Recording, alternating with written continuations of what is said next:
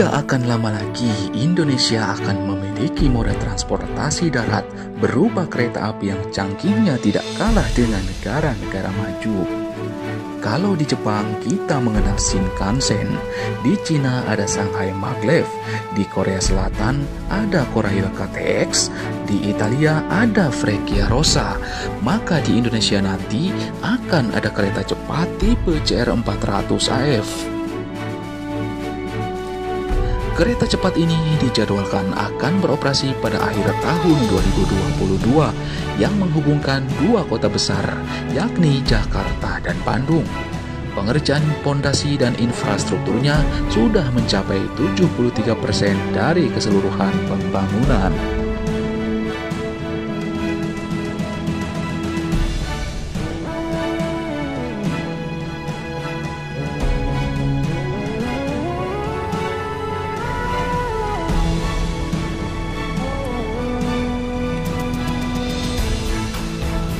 Panjang trase atau rel yang menghubungkan antara dua titik stasiun paling ujung adalah 142,3 km, di mana sepanjang lintasan tersebut terdapat 4 stasiun.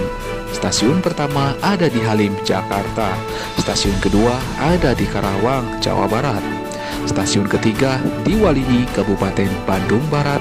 Dan yang keempat ada di Tegaluar, Kota Bandung. Karena proyek kereta cepat ini merupakan proyek strategis nasional, maka pengerjaannya pun terus dikebut agar sesuai target yang telah ditentukan. Untuk itu, PT KCIC sendiri selaku pemilik proyek mempercayakan pembangunan infrastrukturnya kepada salah satu BUMN terbesar yang bergerak di bidang konstruksi, yakni PT Wijaya Karya.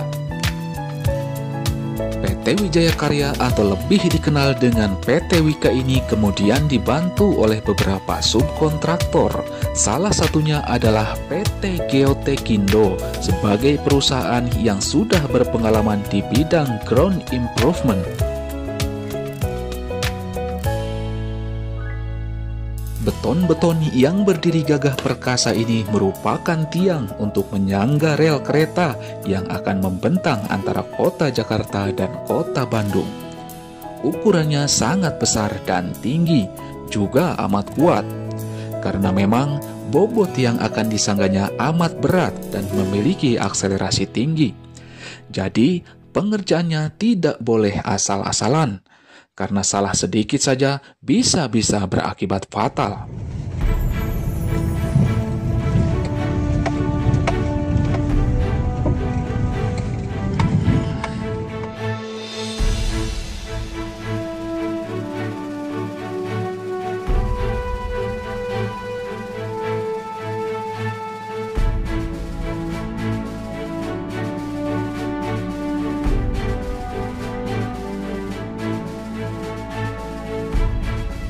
Untuk menciptakan tiang-tiang kokoh ini, ternyata perlu perencanaan dan perhitungan matang.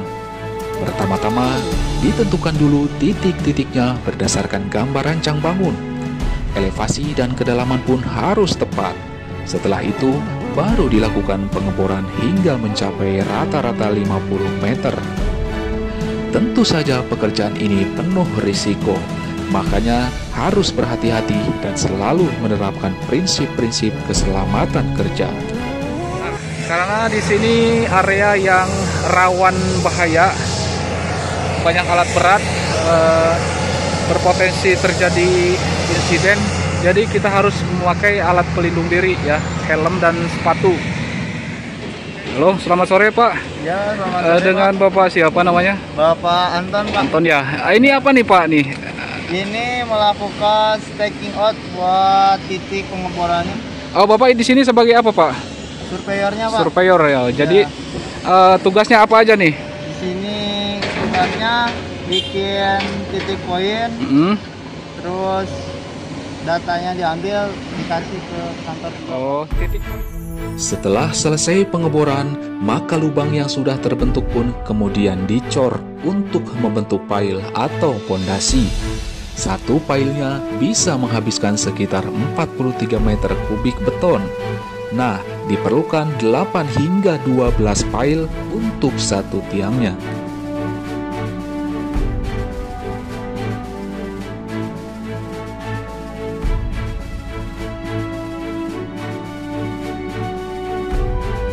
terbayang bagaimana rumit dan kompleksnya pembuatan jalan kereta cepat ini. Belum nanti penyambungan besi-besi sebagai perlintasan atau relnya. Karena ini alat transportasi berkecepatan super, maka jalurnya pun dibuat khusus dan tidak akan bersinggungan dengan jalur transportasi darat lain. Oleh karenanya itu, harus dibuat lebih tinggi dari elevasi sekitarnya. Kalaupun harus bersentuhan dengan tanah, maka dibuat tunnel atau terowongan khusus. Untuk mengejar target, maka proyek terus beroperasi tiada henti. Para karyawan bekerja siang dan malam demi memenuhi tuntutan progres.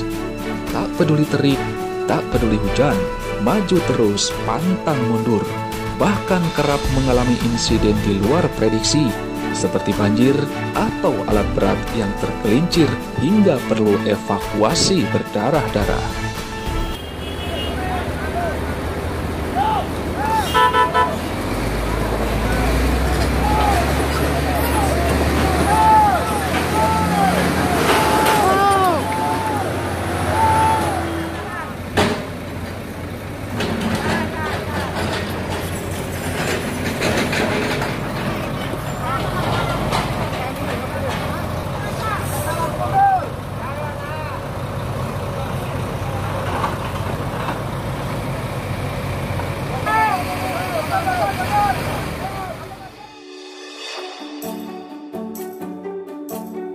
Kehadiran kereta cepat ini tentu akan membawa angin segar bagi sektor transportasi di Indonesia. Bandung dan Jakarta merupakan dua kota yang sangat penting. Dengan kemudahan akses dan kecepatan mobilisasi, maka sektor-sektor lain pun akan ikut terdongkrak. Dampak yang paling signifikan tentu saja sektor ekonomi dan pariwisata. Bisa kita bayangkan, waktu tempuh Jakarta-Bandung dengan kendaraan roda 4 lewat tol Cipularang adalah 3-4 jam. Namun dengan kereta cepat nanti, kita hanya butuh 3 atau 40 menit saja.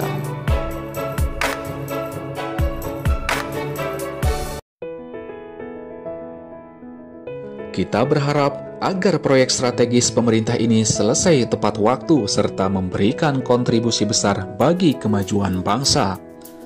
Karena sektor transportasi umum menjadi bagian yang amat vital bagi mobilisasi masyarakat sebuah negara. Di tahun 2022 nanti, kita akan bangga karena kereta super cepat berteknologi modern bukan lagi sebuah angan-angan, namun telah menjadi bagian dari bangsa kita.